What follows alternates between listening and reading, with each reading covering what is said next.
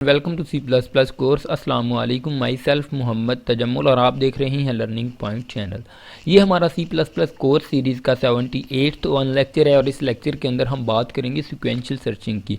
Because you know there are different kind of searching, जैसा कि sequential search, binary search, best first search, depth first search and breadth first search, काफ़ी type की searching है। लेकिन आज जो हम टॉपिक देखने जा रहे हैं ये हमारा सिक्वेंशियल सर्चिंग होगा। ये एक टेक्निक है, यानी कि सर्च करने की एक टेक्निक है। सर्च करना किसे कहते हैं? किसी भी चीज़ को फाइंड करना। फॉर एग्जांपल, क्योंकि हम एरे का टॉपिक पढ़ रहे हैं, हमारे एरे के अंदर 10 वैल्यू पड़ी हुई है, जितनी भी वैल्यू पड़ी हुई हैं उस पर हमने सर्च अप्लाई करनी है। आज जो हम सर्च अप्लाई करेंगे वो सिक्वेंशियल सर्च अप्लाई करेंगे। मीन्स दैट सिक्वेंशियल आपको नेम सुगेस्ट कर रहा है, जैसे कि वो मीन क्लियर कर रहा है कि हम एक सीक्वेंस में सर्चिंग परफॉर्म करते हैं। मीन्स दैट जैसे कि जीरो इंडेक्स पे सबसे पहले जो भी नंबर यूज़र फाइंड करना चाहता है उसको पहले जीरो इंडेक्स पे देखेंगे, फिर 1 इंडेक्स पे देखेंगे, 2 इंडेक्स पे, जहाँ भी फाउंड होगा हम उसकी लोकेशन को क्या करवा देंगे, सी आउट करवा देंगे, डिस्प्ले करवा देंगे। इस लोकेशन पे ये वैल्यू पड़ी हुई है, सर्च हमारी सक्सेसफुल हो चुकी है।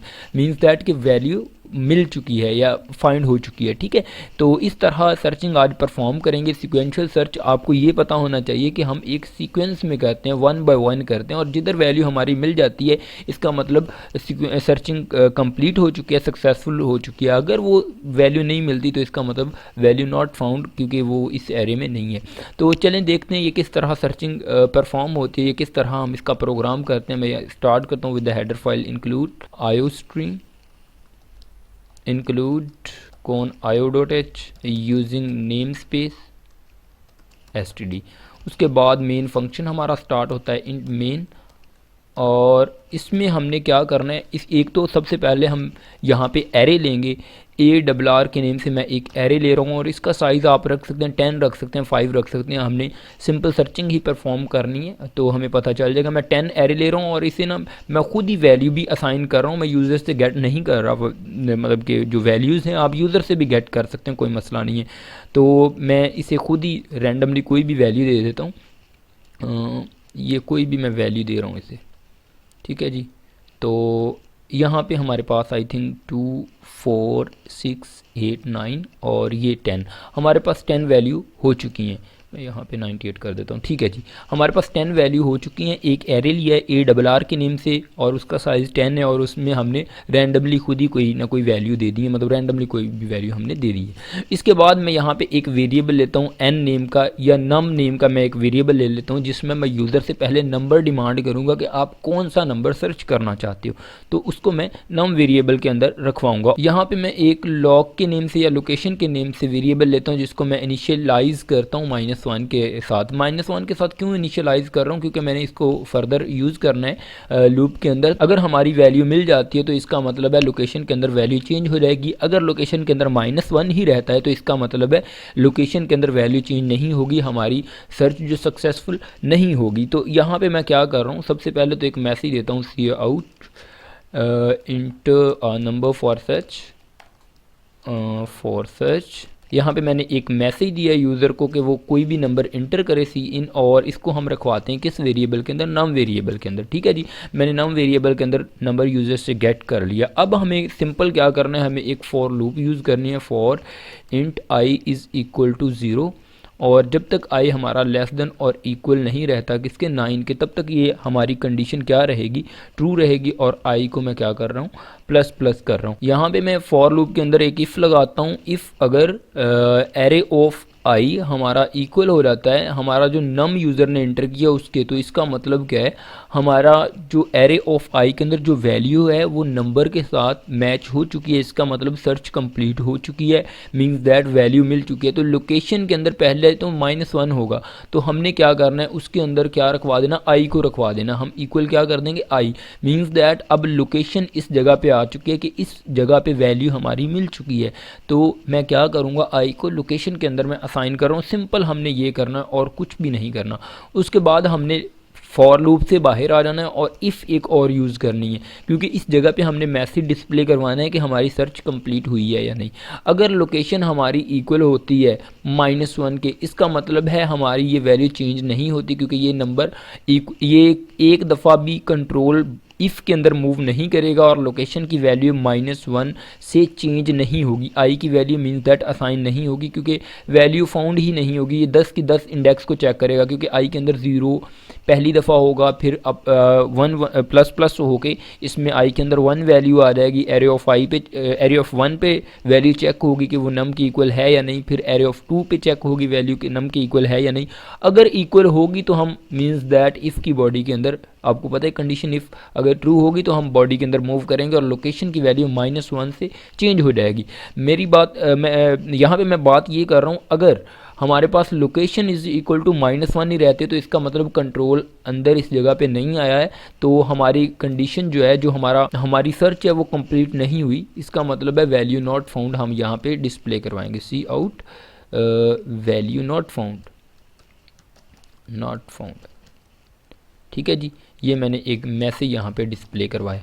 अगर मतलब कि जाहिर सी बात है, इफ़ अगर ये कंडीशन हमारी नहीं चलती, यानी कि ये फॉल्स हो जाते हैं, लोकेशन इज़ इक्वल टू -1 नहीं है, तो इसका मतलब है लोकेशन की वैल्यू अपडेट हो चुकी है, इसका मतलब वैल्यू मिल चुकी है। तो मैं इस जगह पे एल्स यूज़ करूँगा और एल्स के अंदर मैं यहाँ पे एक मैसेज सी आउट करवाऊँगा वैल्यू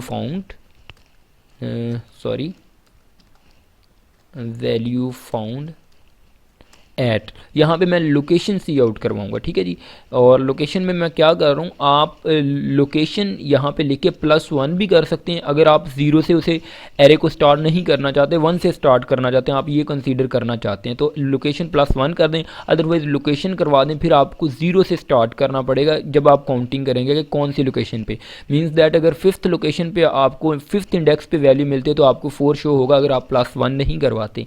अगर +1 करवाएंगे तो फिर आपको एग्जैक्ट मतलब कि आप 1 से स्टार्ट करके 5th लोकेशन पे आपको 5 ही डिस्प्ले होगा।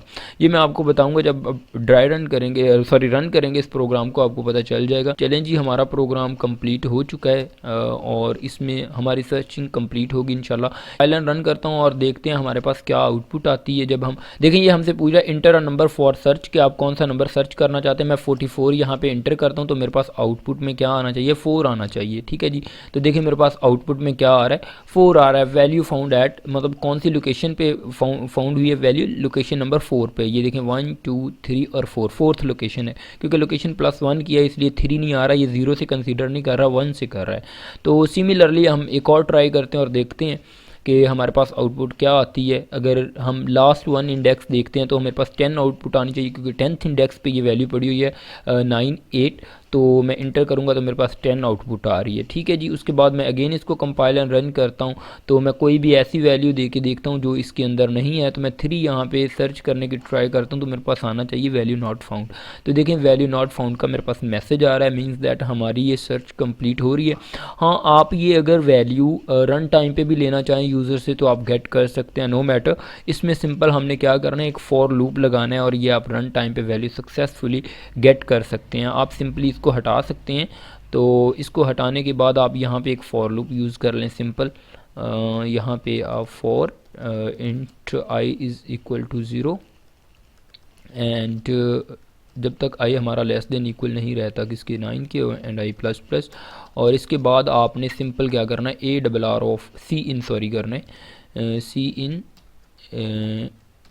एरे की स्पेलिंग ARR ऑफ आई, और इसमें आप वैल्यू सक्सेसफुली अब यूज़र से गेट होंगी वैल्यू जितनी जो भी यूज़र देगा इस जगह पे।